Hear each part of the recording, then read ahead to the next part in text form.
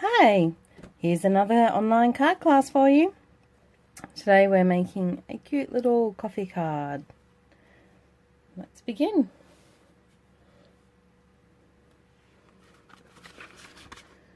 So, this card uses the Coffee Cafe stamp set and the Coffee Break designer paper.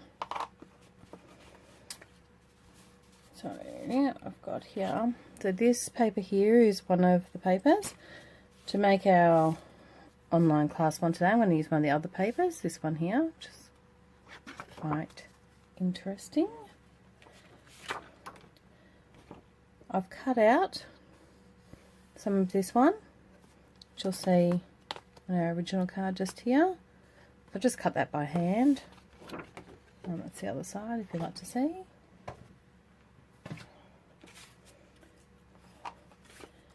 And let's get started.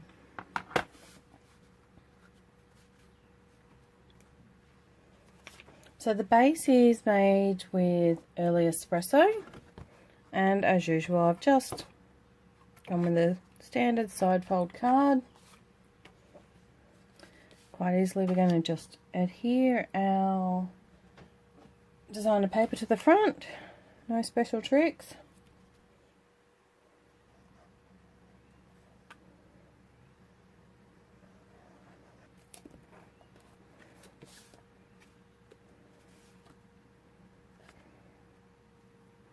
Oh, it's a bit crooked. Good thing we're using the multi-purpose. I can just slide it around. There we are. Stunning. Oh, I've got a clear block. Give me a clear clip.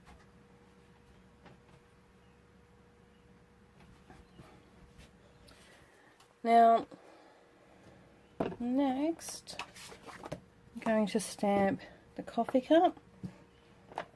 Now this stamp is photopolymer and it has a number of different pieces, so they all do line up quite beautifully. Oh, what's happening there?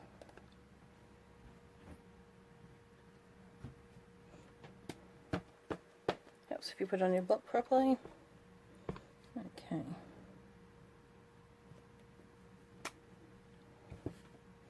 So that's crumb cake.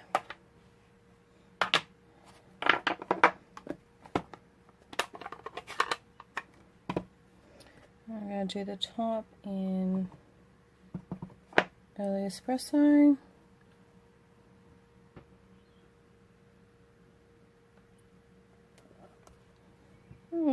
Bit of a gap there, that'll be fine.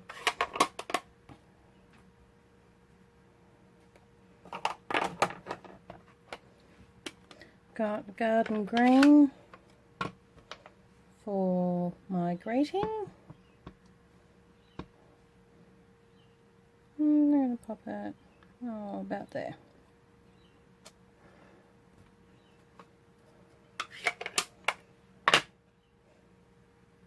I just love this teeny tiny heart, so we're just going to put that underneath. Just like that. So this card's actually going to be up on my blog today, or you might have even come from the card on the blog. And it is casing one out of the catalogue.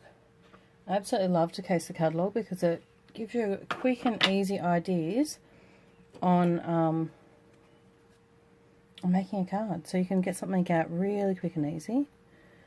And I am going to fussy cut this today. There are dies that match this stamp set, but they cut the lid and the cup out separately, and I actually wanted them joined. So since it's such quite a simple shape anyway, I'm not going to worry about using the dies, and I'm just going to quickly fussy cut it, or rather unfussy cut it, the way I like to term it, because I'm not going right up to the edges.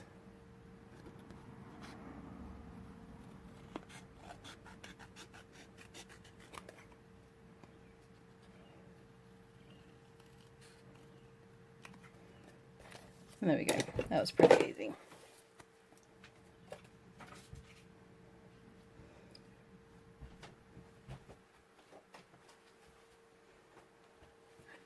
Okay, now we have a delicate doily, and because this paper is really light, if we put that on there, it's going to get a bit lost, so I really like to put something underneath it to sort of bring it out.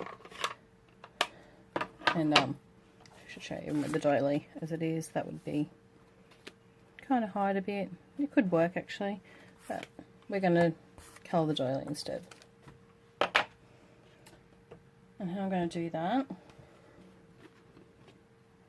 is I have here, I'll show you, some glycerin. So this you just get from any supermarket or pharmacy.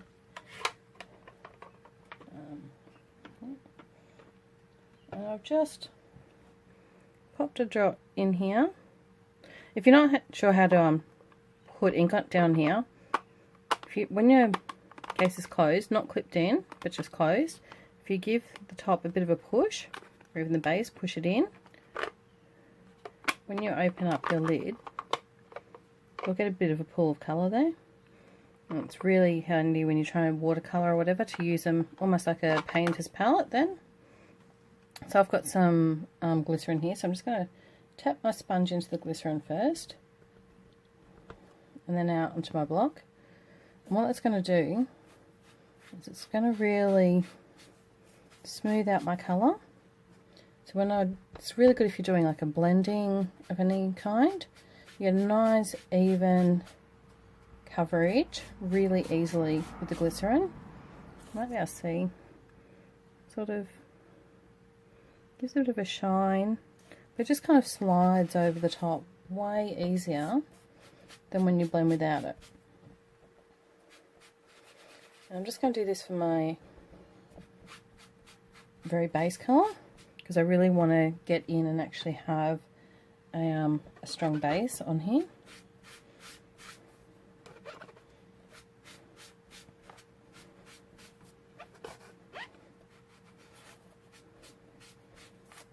Yep. Alright, so now that most of my doily is all that one fairly solid colour, which is a bit darker than the white, I'm going to reverse it and do the opposite. So I'm going to use straight onto the main pad, no glycerin, because I don't want it to fill the whole gaps now. And that's why when I rub it over the top, it's just going to pick up those detailed areas more and give a much darker area to what's raised and not what's down below.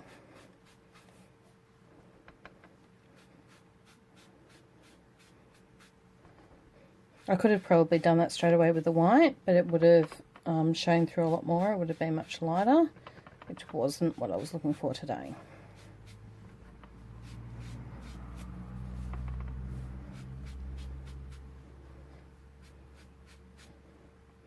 This is one of our stamping sponges cut into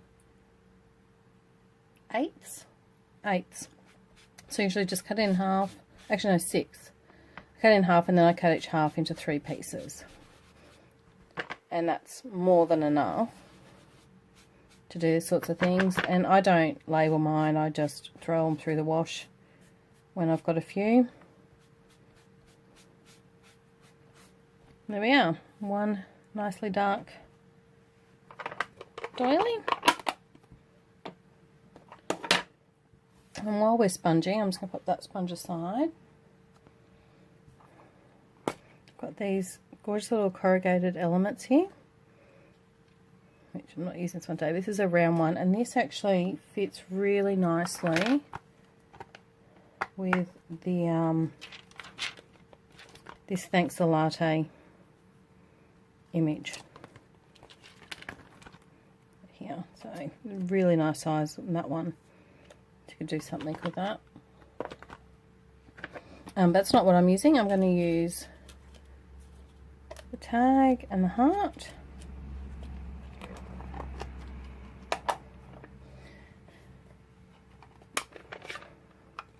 So when I use a card, I try to use a colour at least 3 times on that card, or in 3 elements, just for balance. So with this one, I could have probably left these plain, which are very cute, but I wanted to add extra green, plus then, because I'm putting it on the tag, I wanted it to stand out from there. So all I did, just pop it down, and this colours really quickly.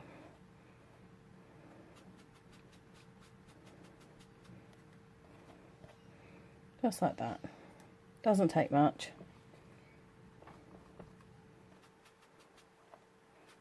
Make it nice and green. There we go.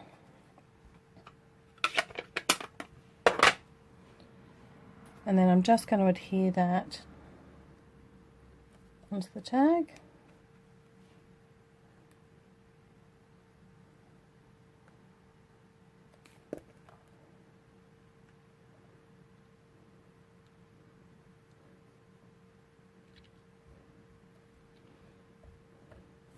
There we are.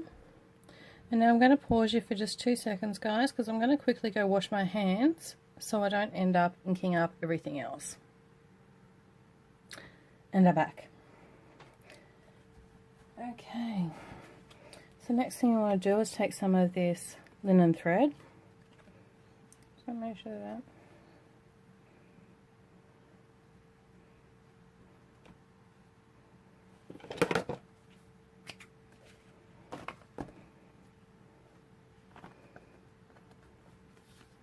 I'm just going to wrap it around here.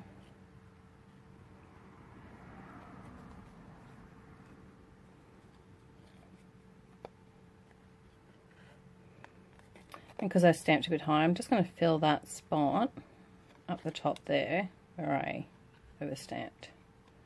I've actually used quite a bit of thread on this one, more than I did on the last one, but that's alright.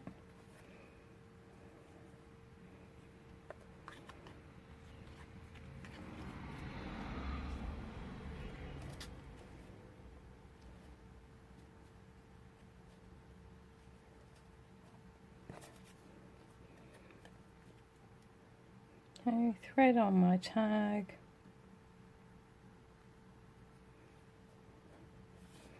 And then I'm going to try and do a bow. Actually, I'm not going to try and do a bow today because I've done that end a bit too short. So I'm just going to bow and just leave it as loose like that. And because I don't want the tag obviously to come over here, I'm just going to pop a tiny bit of glue on the back. The tag there, and then I'm going to move the tag to where I want it. Hold it for a couple of seconds just so it stays sitting at an angle and it's not going to interfere with my greeting. There we are. Look at this, we're nearly done already. How quick are these card classes, I tell you. So bring back our base. We're here on the doily. Now these are fairly delicate and it's pretty hard to try and glue all over, so I usually just choose some of the wider parts, put the glue on there, and I don't worry about all the fancy fiddly bits in between because it will hold well enough anyway without covering every inch. I'll pop it on there.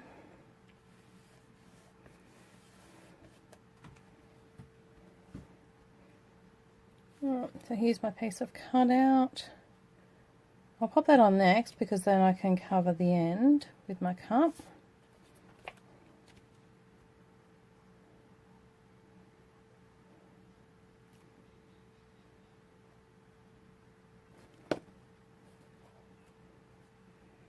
Don't want it to hang right down.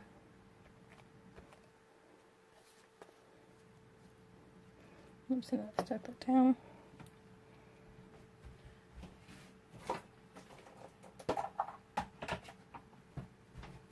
We have some dimensionals for the cup itself.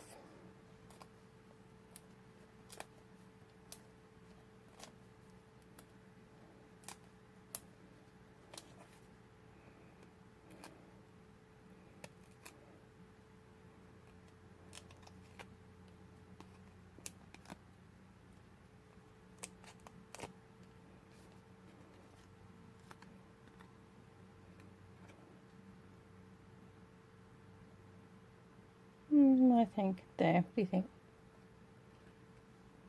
Yeah, I think that'll be good. And that's it. We have a nice little coffee card.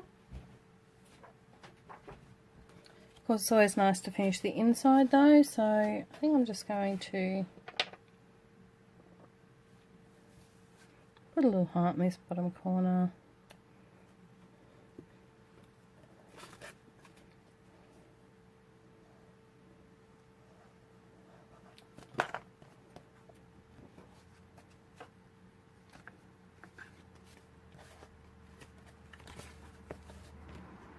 Pop him in there.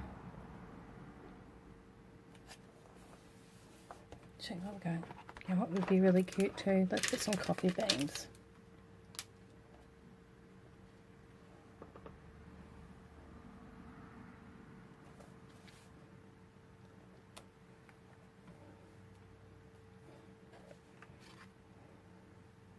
Should have done them in early espresso, don't you think? Anyway.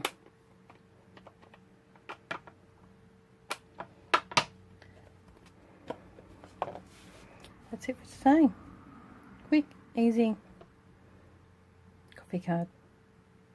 Alright, thanks guys, and I'll talk to you soon. Bye.